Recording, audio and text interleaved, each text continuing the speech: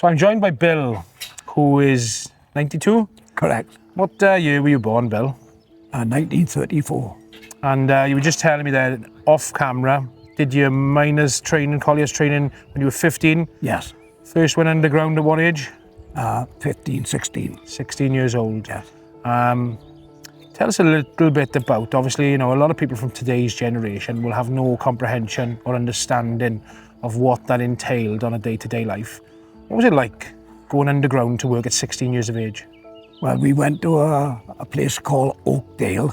It was a training for the miners, and they used to call us the Bevan Boys. The Bevan Boys. Because of an Iron Bevan being in Tredegar, born in Tredegar, and he was the Prime Minister. Ah, right, yeah, he was Health Secretary, I think he wasn't. Correct. Obviously, a Welsh miner founded our National Health Service, and we talk a lot about that with regards to the rights and privileges we've got in society that were fought for by our ancestors like that. So you were called the Bevan Boys. Yes.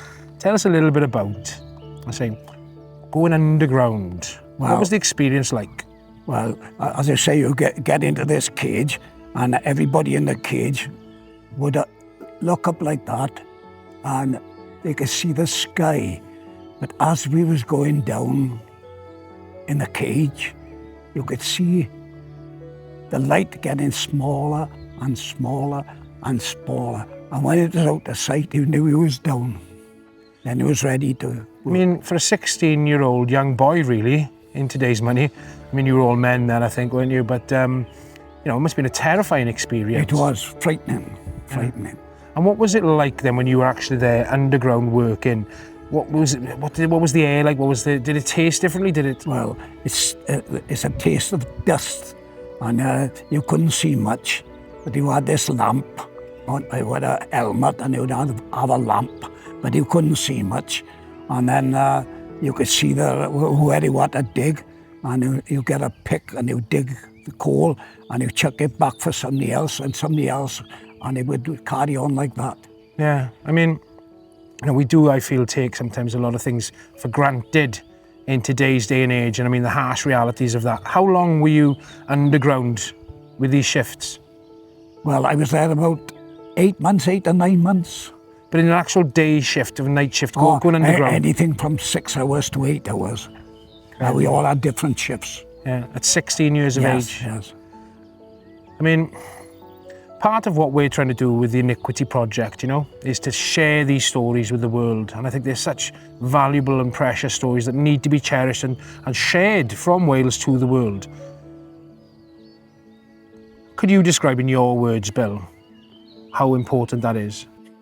Well, in my day of age, where I lived, everybody was poor. And if you had a bicycle, three of you would share it. We never had a helmet. We never had any safety precautions. We just got on it. Sometimes 3 of you would be on a bike. Yeah. You had a helmet to go underground, though? Oh, yes, you had to have that. Yeah, that was essential. Yeah.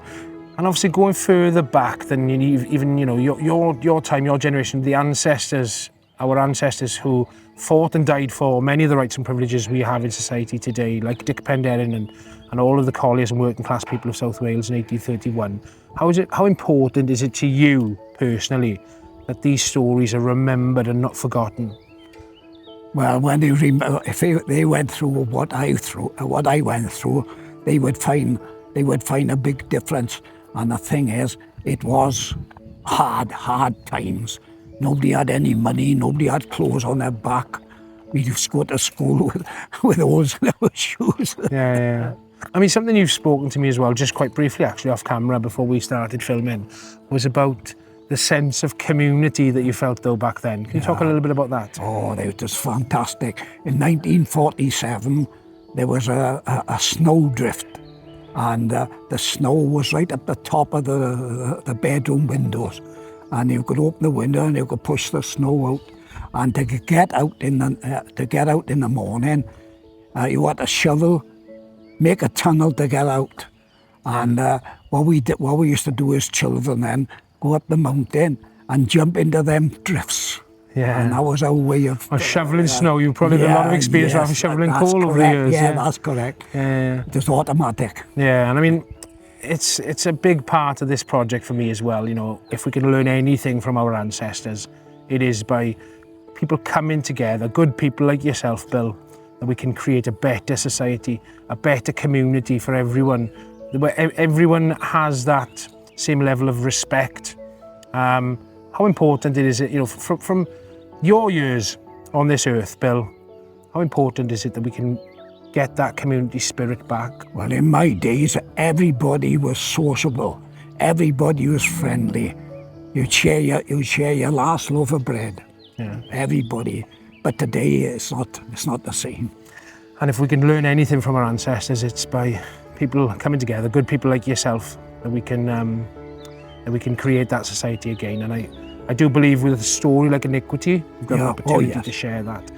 I'd personally like to say that it has been an absolute privilege and a pleasure of mine to be with you today here at Tower Colliery. Yes. And to engage in conversation, and I think we could learn so much from people like yourself, Bill. Diolch yn fawr.